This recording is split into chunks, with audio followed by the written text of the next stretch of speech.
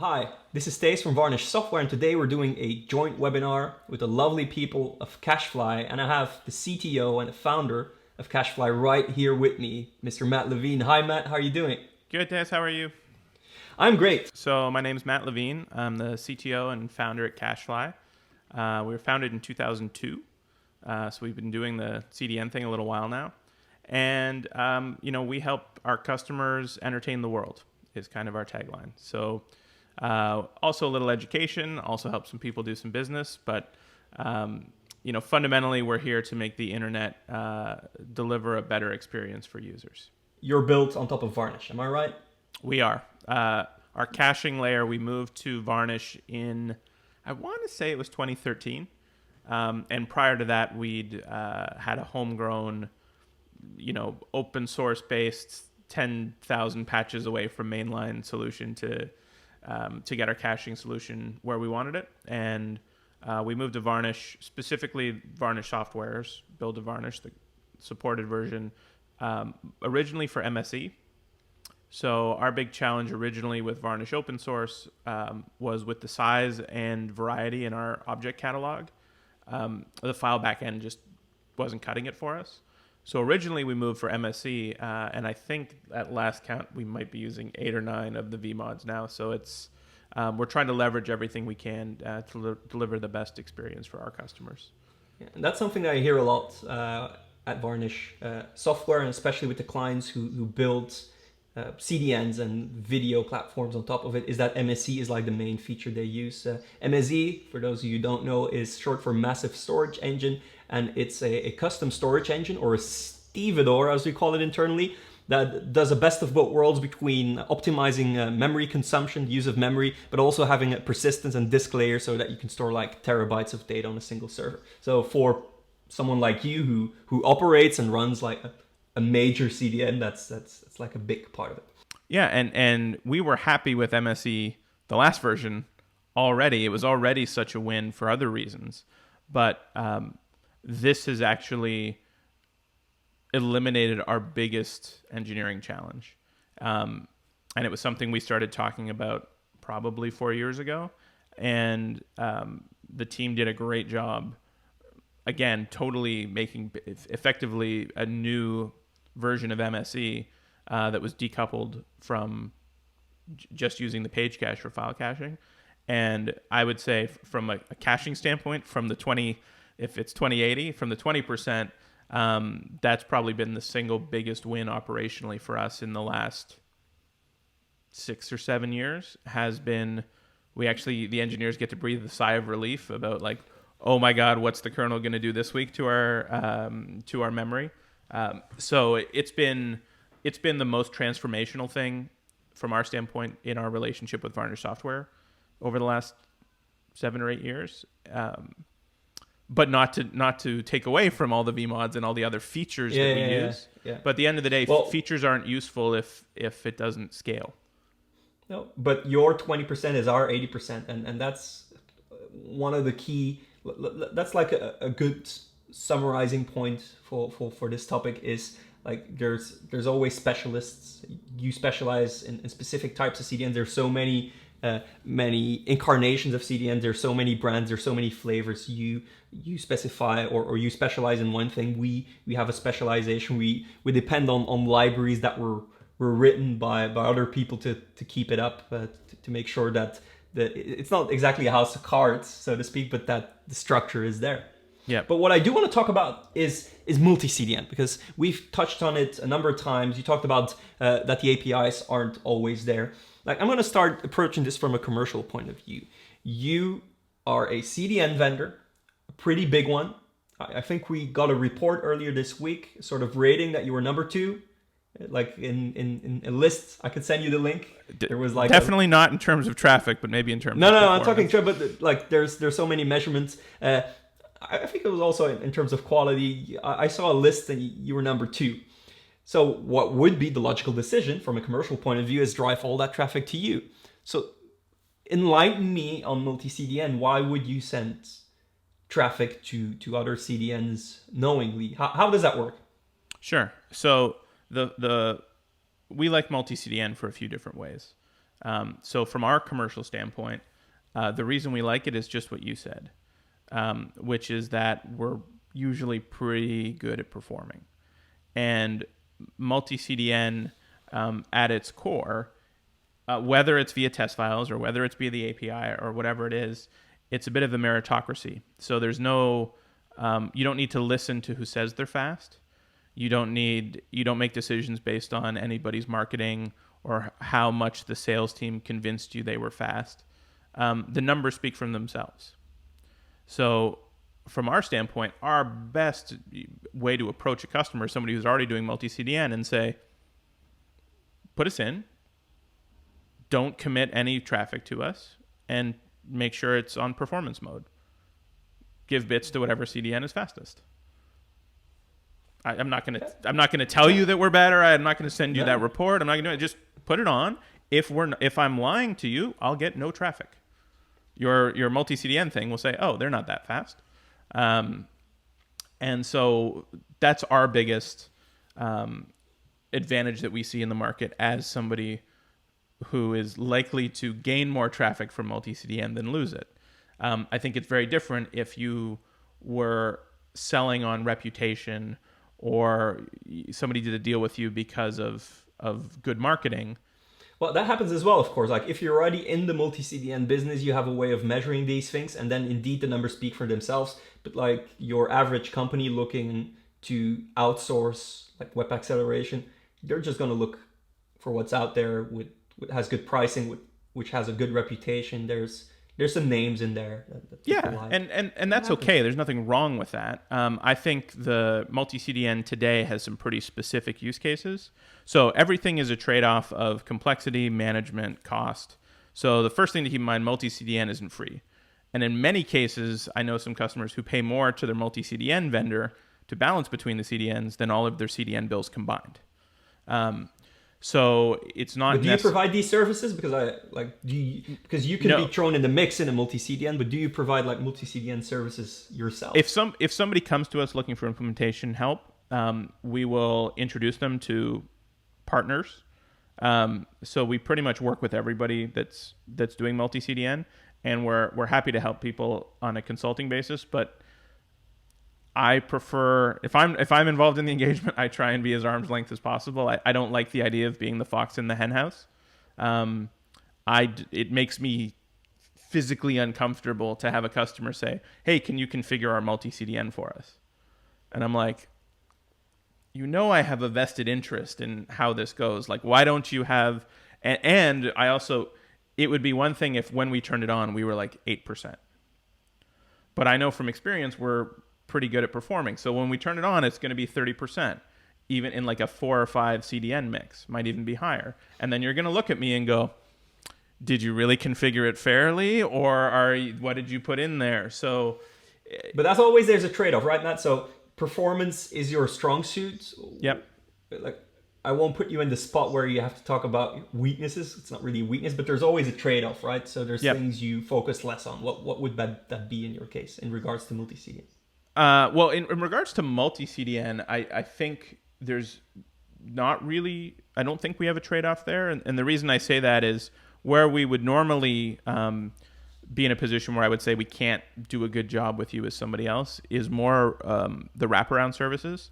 So what we do, we focus really hard on delivering a great HTTP experience. We push bits over HTTP, which is great for people looking for somebody to push bits over HTTP.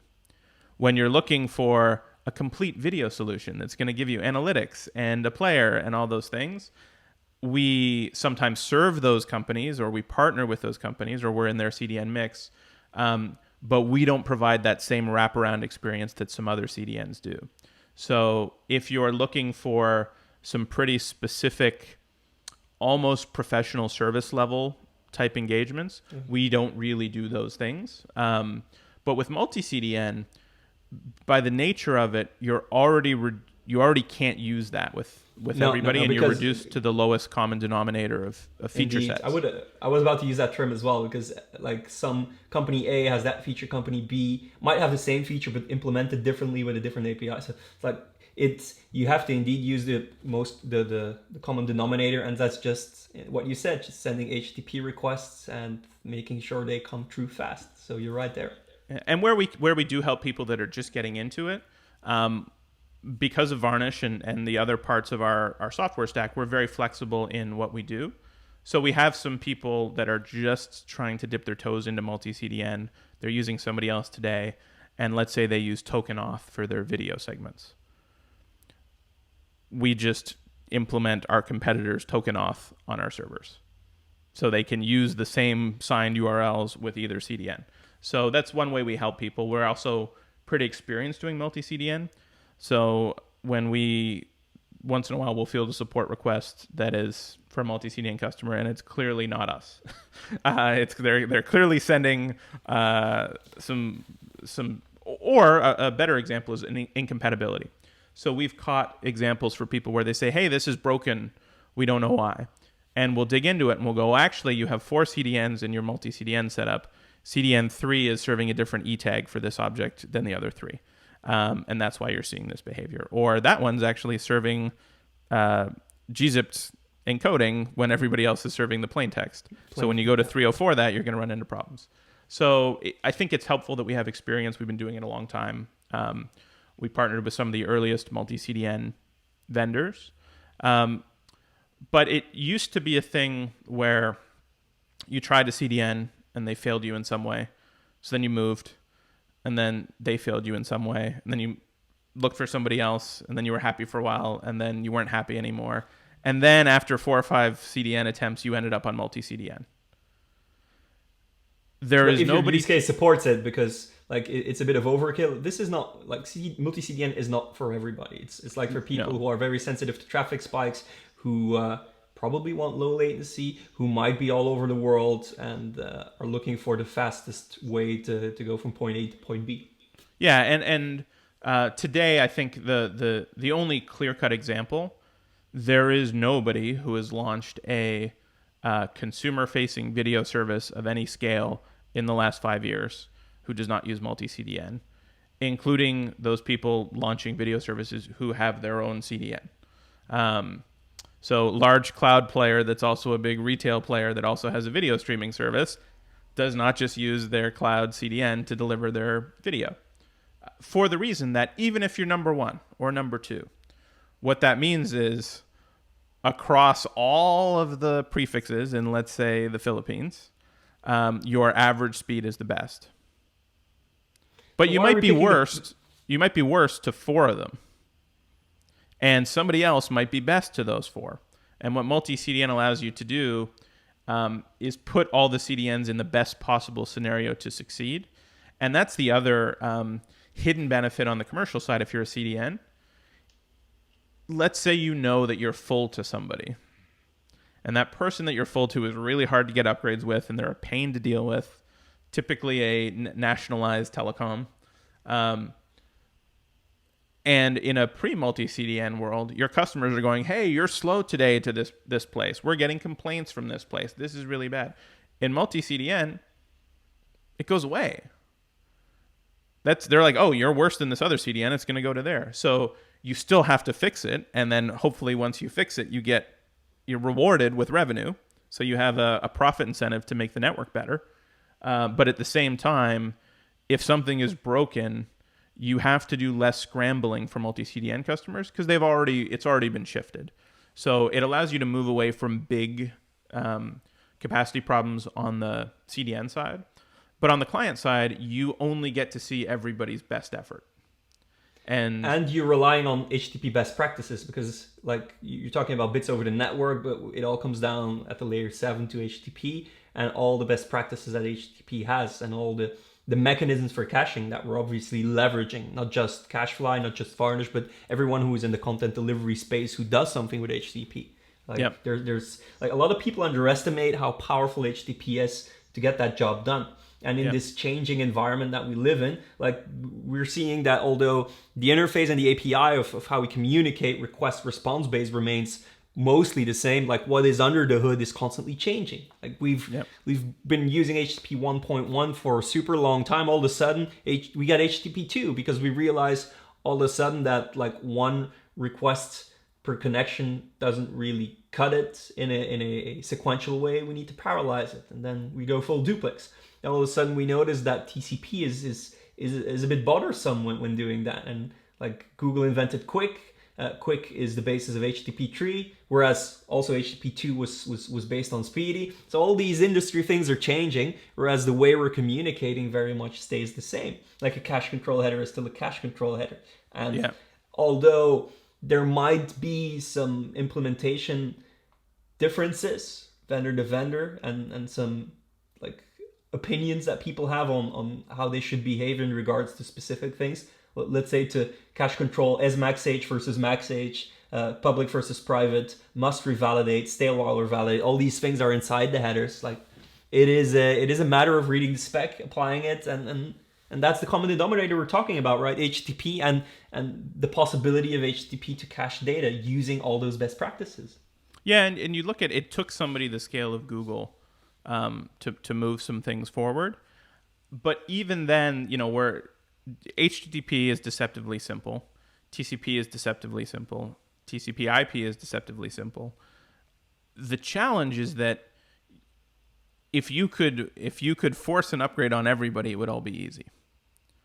And that's the interesting thing about the internet today. And SSL would probably be or TLS would be the only area that we're willing to give up backwards compatibility for. In the name of security, but we're always limited by the same basic constructs. So HTTP can't go faster than the underlying transport protocol. So Google said, okay, let's change the underlying transport protocol. But they couldn't say, let's make a new one.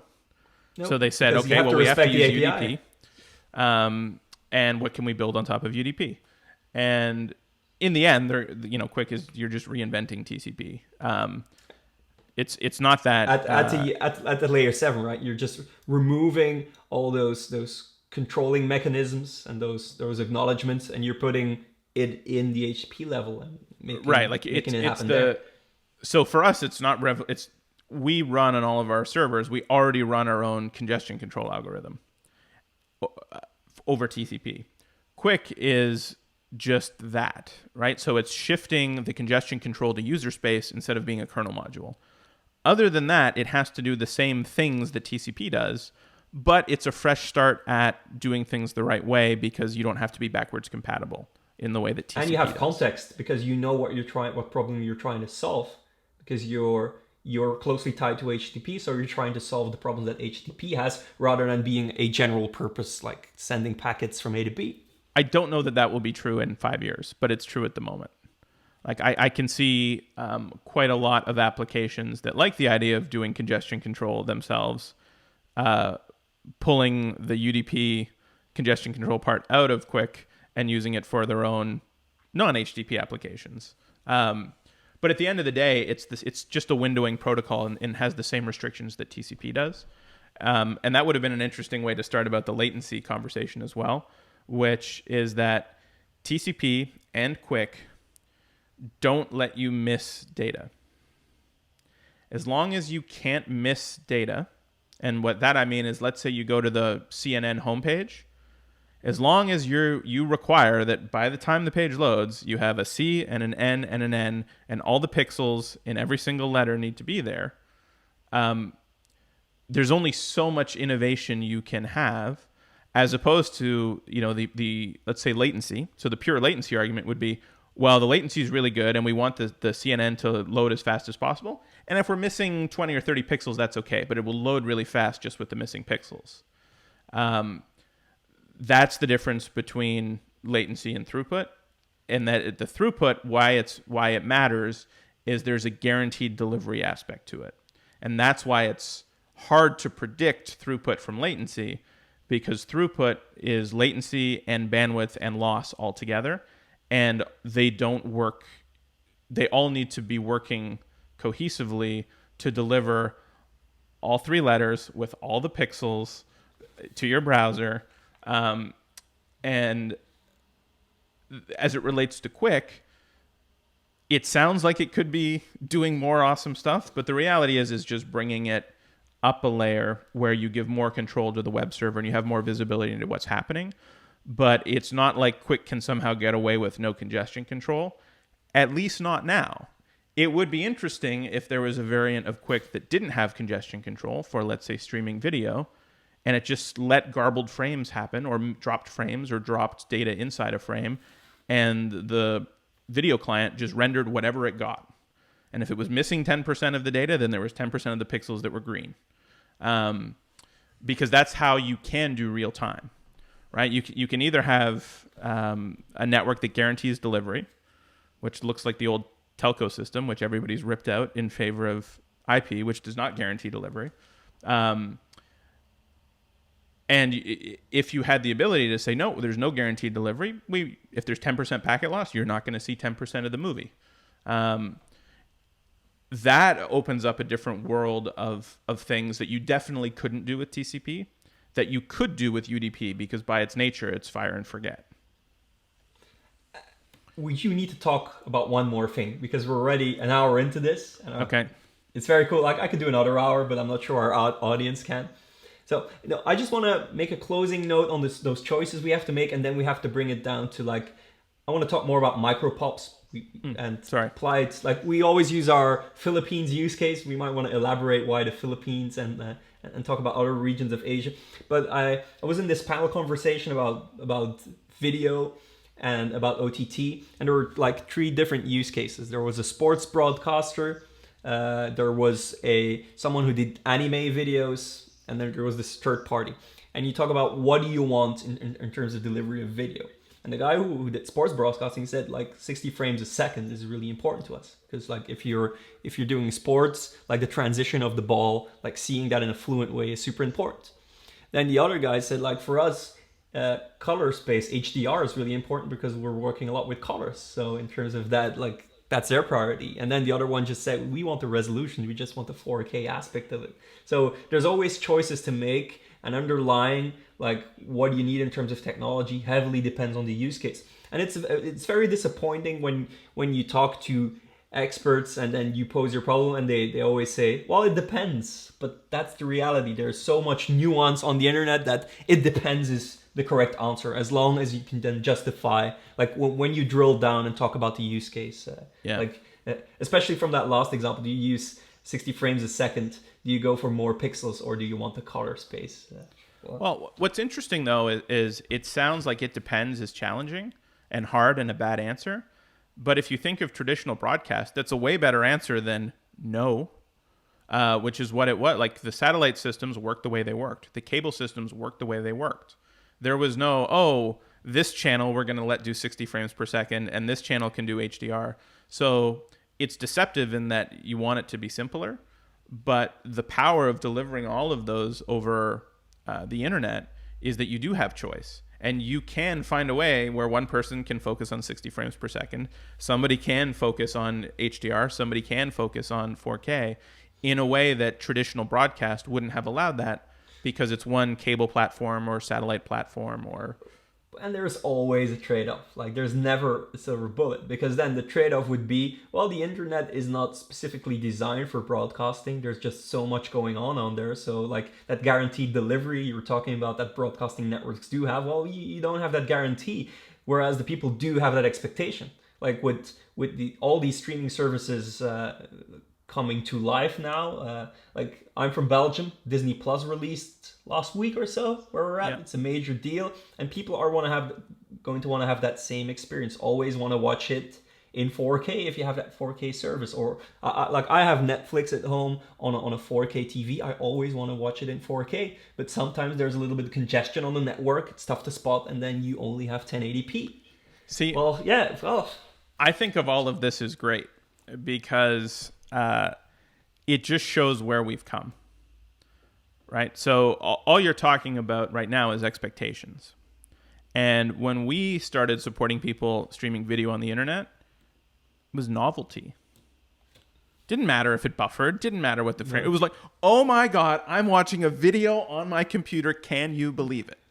Yes. And now we're talking about, well, if it doesn't start in 4K in 2 seconds, then I'm going to switch to another service.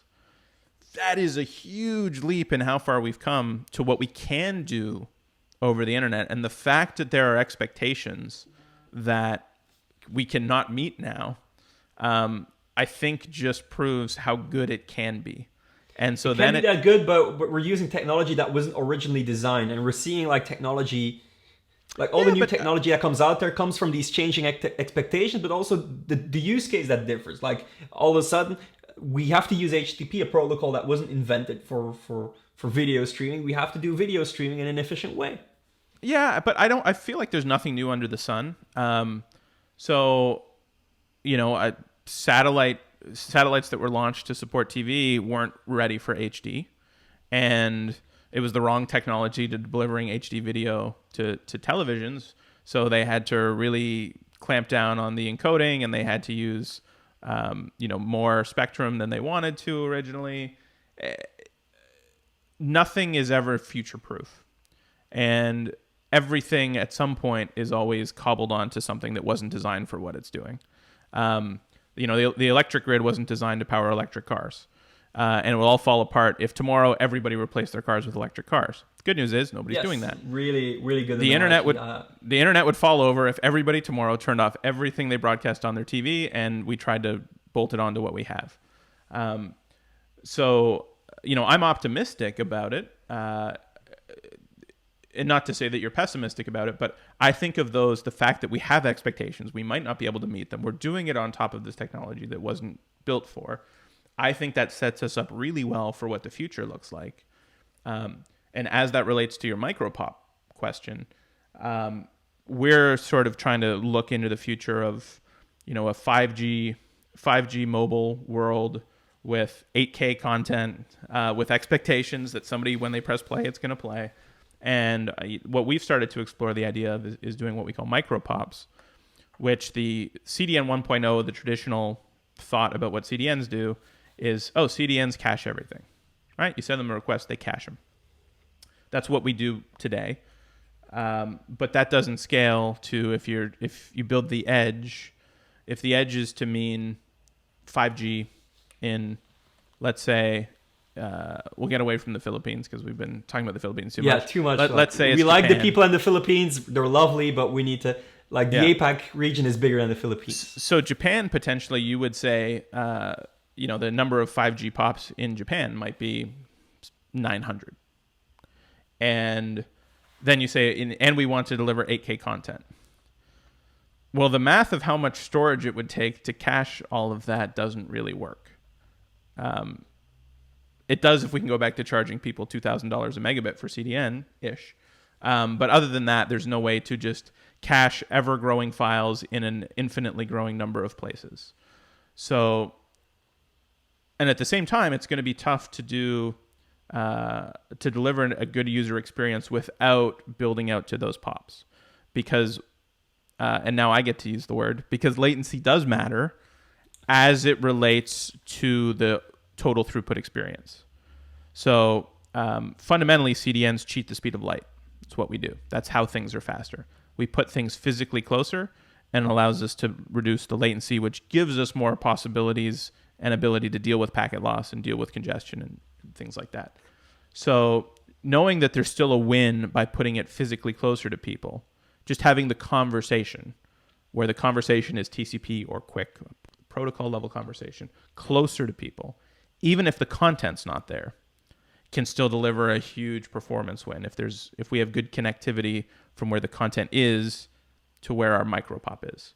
So if we have a good middle mile network, if you will, to serve the content to the micropop, and we have that micropop really well connected to that user that's 2 or 3 milliseconds away, we can deliver an experience that is exactly what they want when they press play without having to cache the file there. So it gets back to the how good are your misses. We see this micropop type architecture as making us much better at misses.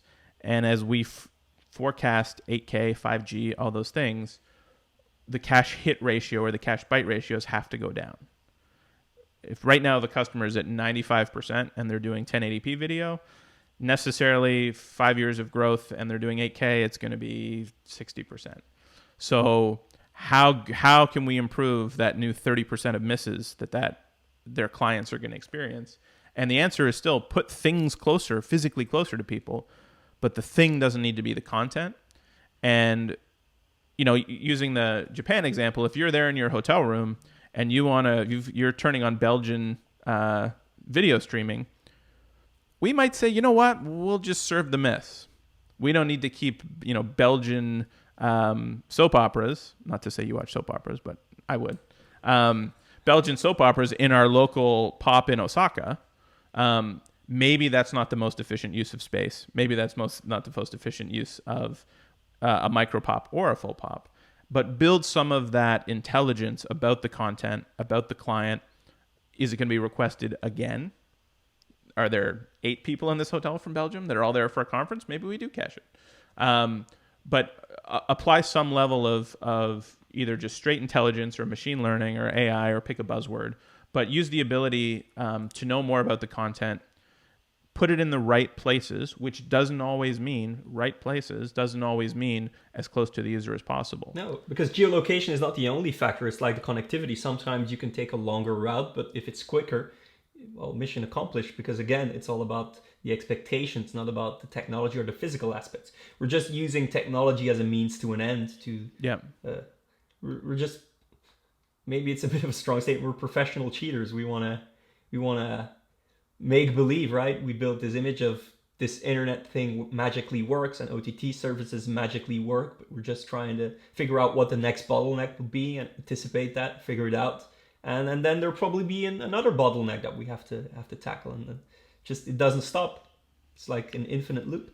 Yeah, and so that's I think where our view of where the internet is going and where CDN is going is, we think it is going to get less dense, where interconnectivity and connections happen in all these more edge locations. But as it gets less dense, the connectivity between locations starts to matter more. And that's true whether you're talking, cloud computing or edge computing or CDN. The more we start to terminate connections where the content isn't, or where the compute isn't, or where the API isn't, the more it really starts to matter how intelligently we get from that edge where the connection was terminated to where the thing the user is trying to interact with is located.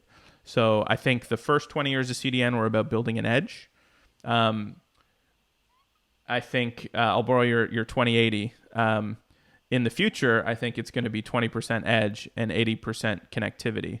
And today it's probably 80% edge and 20% connectivity. Like today, it's like, well, if you're in all the edges, your performance is going to be pretty good.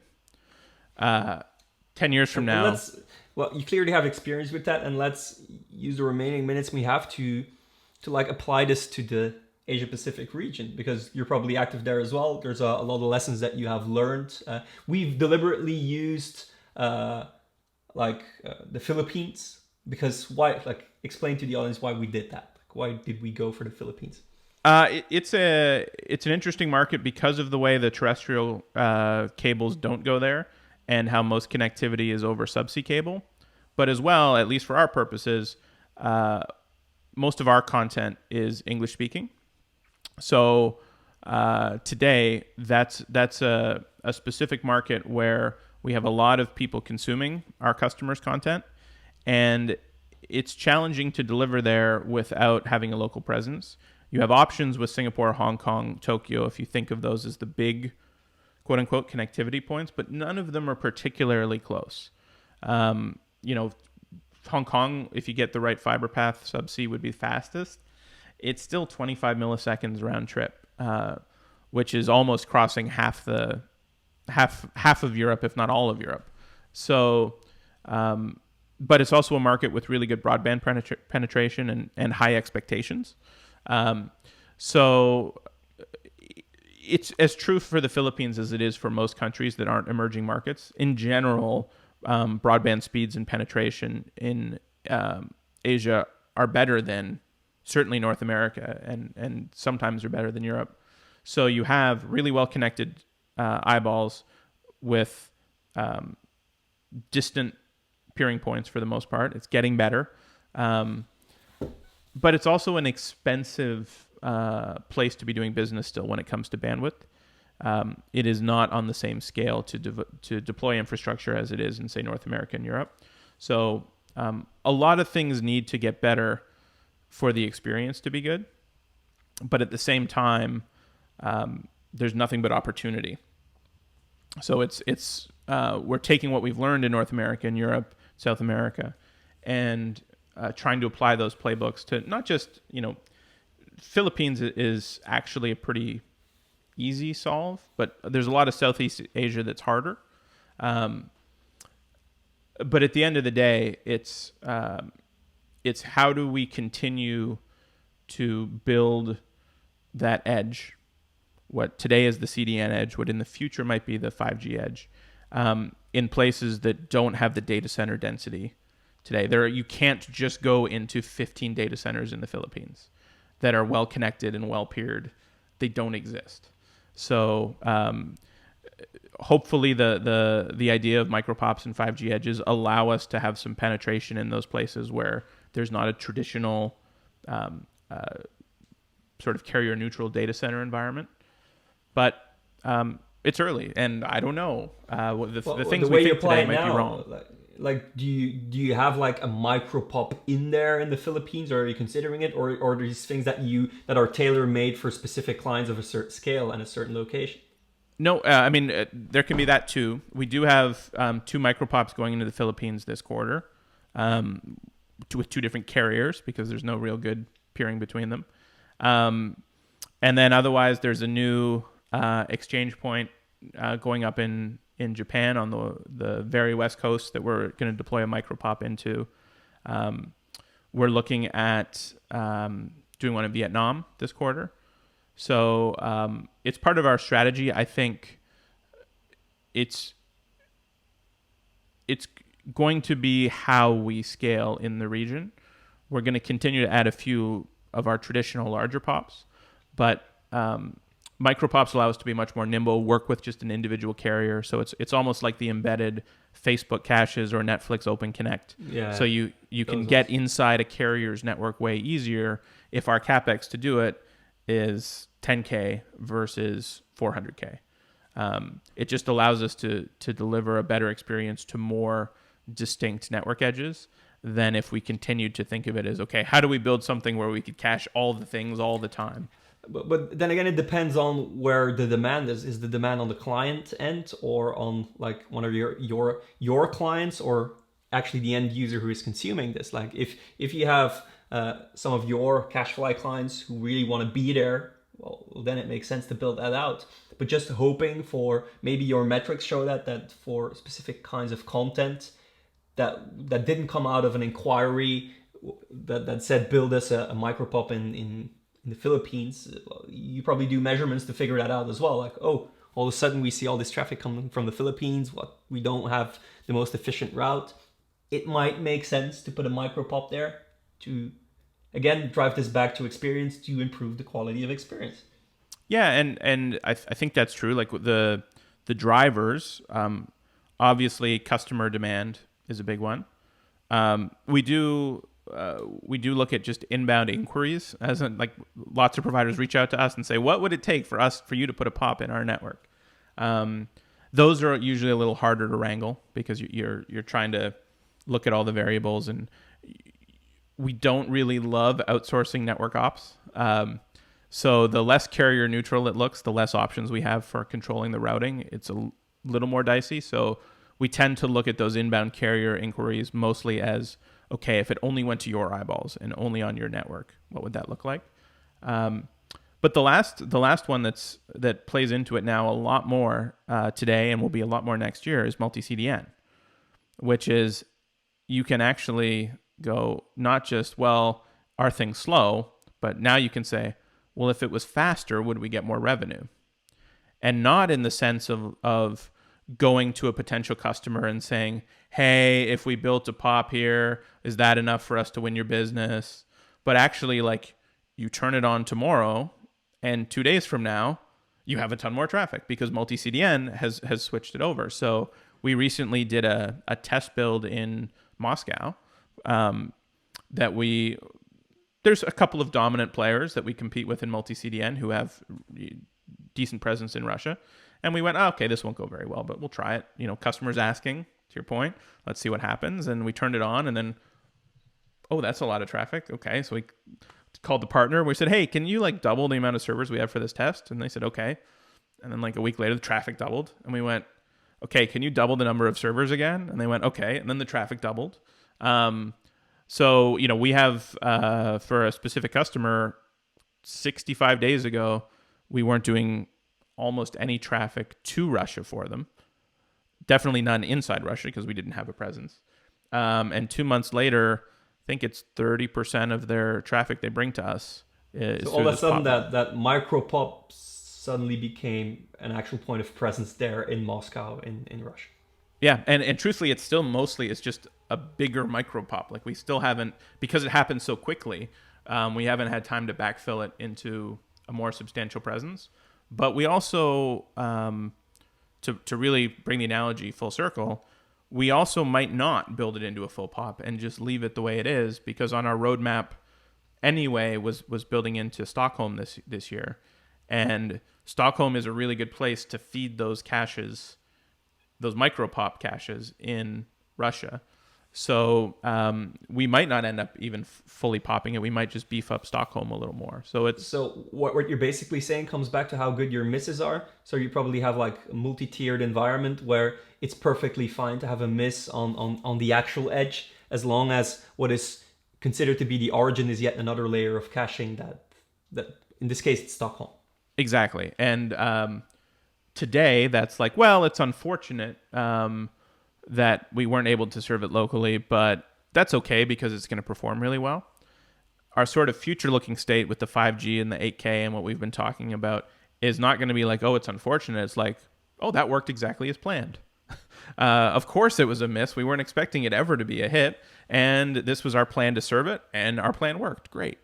Yeah, that's what our reference architecture looks like, because in most cases we're offering multi-tiered as well, where you have a storage component and where you have an edge component, where the edge component is more tuned at what's hot, the hot blocks, also some more logic, because it's not all about video, it's not all about static data. Sometimes you just want to host websites and do some, what we call, air quotes, edge compute, where some basic level of compute happens, where decisions are made, where termination is done, like authentication, termination, all that kind of stuff, where dynamic data was fetched from a third party, be it an API, be it a database. So that happens on that outer tier, but just a lot of the storage happened on the tier below. And of course you're going to have misses, but as you mentioned, if these misses are tolerable and if the throughput between whatever's on the edge and whatever's on the secondary tier is fine, that's good, as long as you don't hit the original origin, because that's the reason why you had CDN altogether, because these are a bit prone to stability issues, prone to latency, whatever.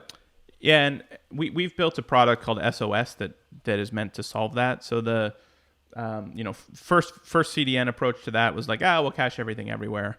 The second CDN approach was oh, it looks like we can't do that anymore. We'll do origin shielding, so we'll send it all through one region that'll do its best job to cache everything everywhere. What we have with SOS is dedicated shield storage basically for customers. So if you say, hey, we need 100 gigabytes of CDN storage capacity, that will be dedicated to you and not a shared resource where one of your competitors who's having a great day can kick your objects out of cache. Yeah. And one of the interesting things we've found in talking to people about this, obviously it's a big win for people who are doing video and have their origin on object storage where they have these big bandwidth bills.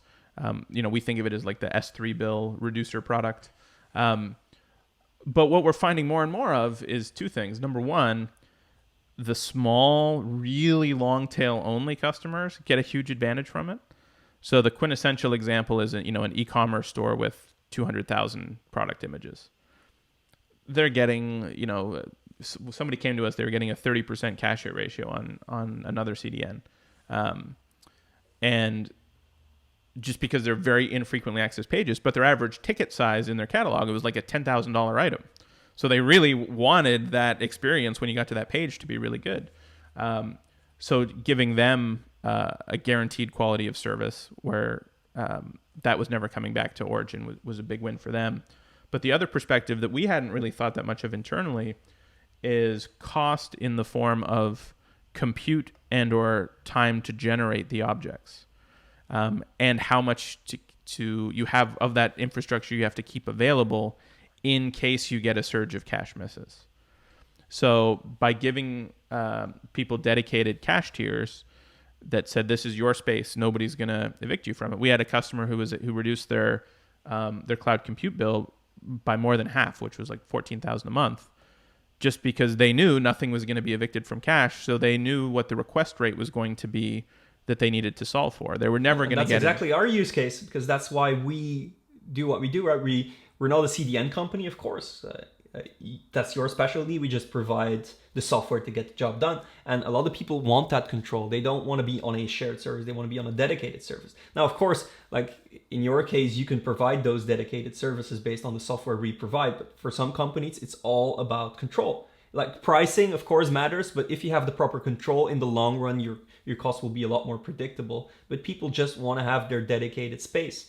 They want to have, like you use a ton of our vMods just for this, not for the sake of it, but because there's functionality in there that you can tune. It's not like, hey, here's a couple of commercial features that we offer. No, you want specific things that, like, can you elaborate on some of the vMods that you're using? Now, for the people who don't know this, a vMod is a Varnish module. It is a module written in C, and that exposes an API that is written in, or that exposes itself to VCL, which is short for the Varnish configuration language. And VCL is the programming language that we offer. So basically, you don't put in a couple of XML files or INI files or conf files. No, you actually have a full-blown DSL, domain-specific language in which you can program the behavior of the cache. And because the language has restrictions, of course, there's only so much you can do. We have an ecosystem of vMods. And if you take our enterprise version, we ship a lot of those vMods by default. And that's exactly what Matt is using. So Matt, what are a couple of ones that you're really relying on?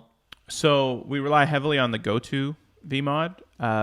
So years ago, our VCL looked like 20 to 30,000 lines of just defining our customers' origin servers.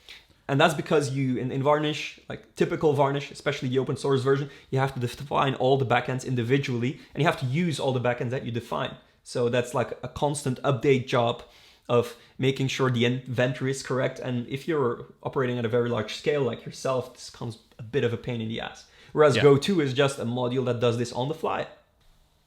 Yes, and it gives us flexibility that we didn't have before. So we can do so much more, even just from inbound headers that our other tiers of caches give us. So GoTo is a big one. YKey is another big one. Well, YKey is very specific to MSE.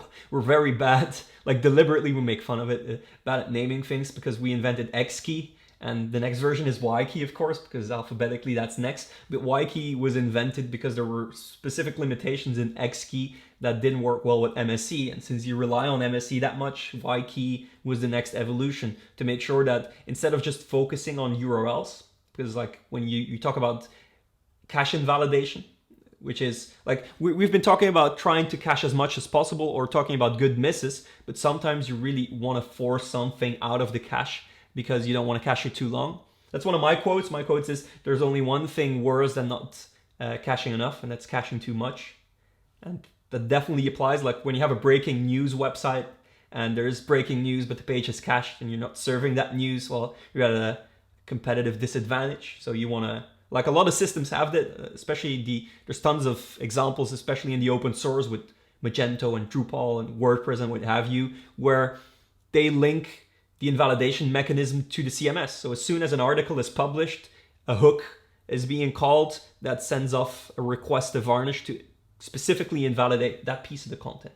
Now the problem is when you have very complex content types, where it's really hard to trace back a content block to one or multiple URLs, you just give up. You don't do it anymore, and you start tagging content along. So an object gets a bunch of tags, and instead of knowing the URLs, if you invalidate a tag, you could like have a million objects invalidated at the same time. And that's what X key does, and that's what the improved version Y key does.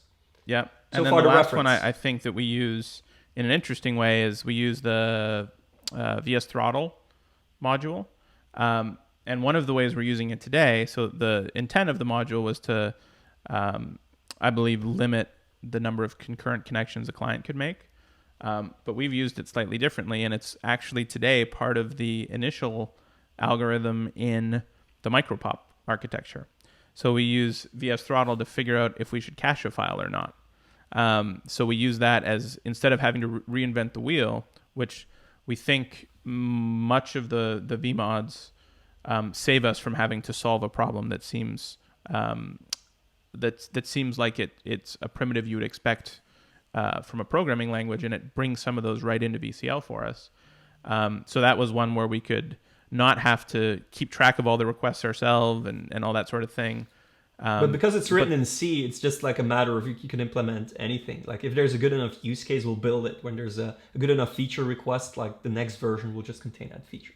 Yeah, and then the last one that we couldn't run the CDN without is KV Store. So that's really... That's an interesting one. That's an interesting one because that's nothing more than a key value store in memory accessible from VCL.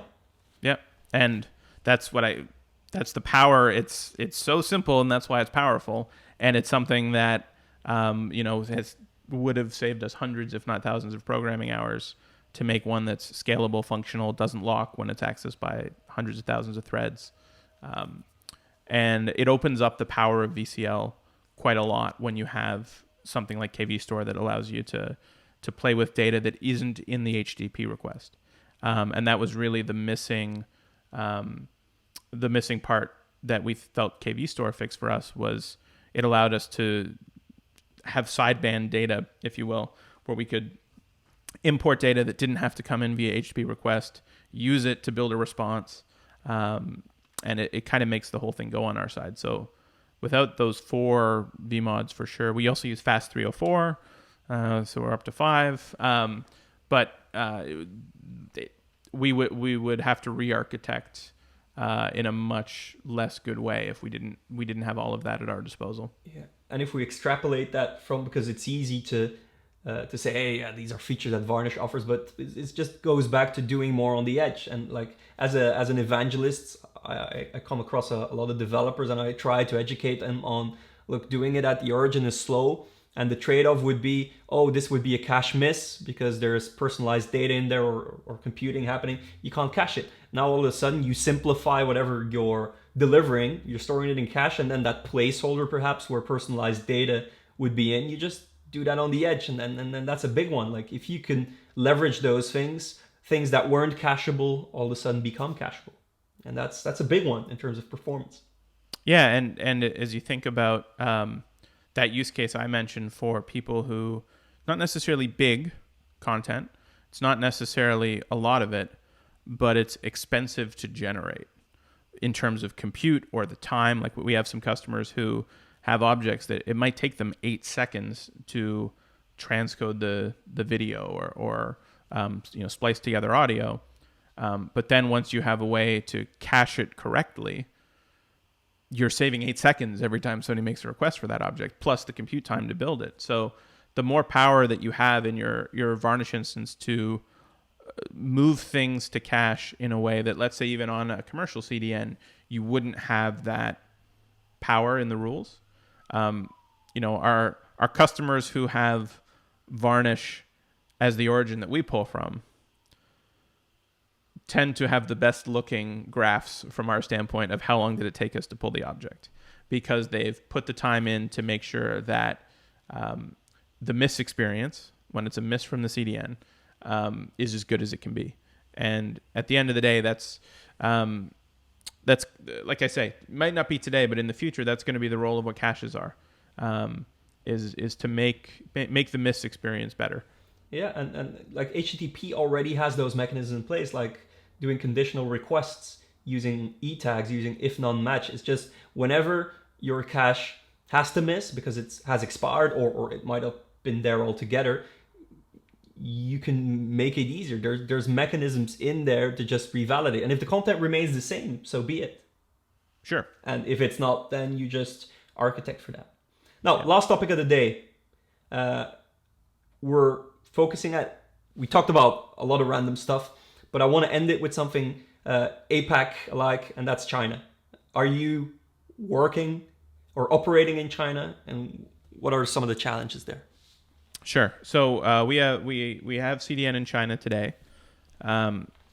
Our sort of specialty, for lack of a better word, is truthfully bringing businesses that aren't in China today in. So we work with customers who typically are based in North America, Europe, or elsewhere in Asia. They want to get into the China market, or they have a specific customer or client need. And what's interesting is today the bar is still very low. It's not, hey, I need it to, I need at least 10 megabits per second of throughput, or I need it. The people come to us with like, I need it to work. Right now, I it's need broken. to get behind that firewall. Yeah, like anytime I go through the firewall, it's broken. It's not like, oh, the performance could be better. Like we have one customer who's a global ad. This is like a good example, but a bad example. So they're a global ad tech firm, and they deliver trillions of ads a month. Don't want to deliver ads inside China for compliance reasons, but they have a large ad buyer inside China. And this company spends $20 million a month on infrastructure globally, probably. And they had an ad buyer in China who couldn't access their reporting portal. Forget delivering the ads and delivering them in 5 milliseconds or whatever. This was somebody who was spending $1 million a month in buying ads and couldn't buy more, couldn't log into the portal, couldn't put in a username and password, load a report, say, I would like to buy more or I would like to buy less. And that's like the bar that we're operating at if you're outside the firewall is it might not work, period.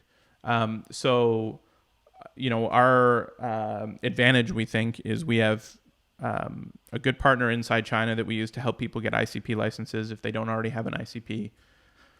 We run infrastructure in Beijing and Shanghai today. They're interconnected with fiber, goes back to the middle mile. And then from there, we have connectivity from both cities through the firewall, so that doesn't get slowed down by the firewall, to Hong Kong. And then we ingest from our customers' origins in Hong Kong, take it through the firewall on the private line, and then serve it locally from one of those two POPs. And the feedback we get all the time from people is basically, oh my God, which seems simple, but it's challenging. I can tell you we underestimated when we deployed how challenging it would be to just do that, right? It seemed pretty straightforward. Build a couple POPs, build a couple of private circuits. Yeah, you have the playbook there, like past experience. Yeah, and it is its own unique marketplace. So our value there that we think we have today is just helping people deploy into the market. If you're already a Chinese entity and you already have all your servers in China and you're already looking, your CDN today is only in 22 cities and you're looking for a CDN that's in 80 cities, that's not what we're doing in China today. There's companies that are better at that. But we think we can do a very good job helping people get into the market without having to actually deploy everything inside the firewall. So the way we think of it is we help people get in and out of the firewall without having to jump all the way over. So thank you, Matt. And thank you to everyone who took the time to be here with us. We'll do more webinars like this. But with that being said, thank you, everybody, and have a pleasant day. Matt, you have a nice day too. Thanks, you too. Cheers.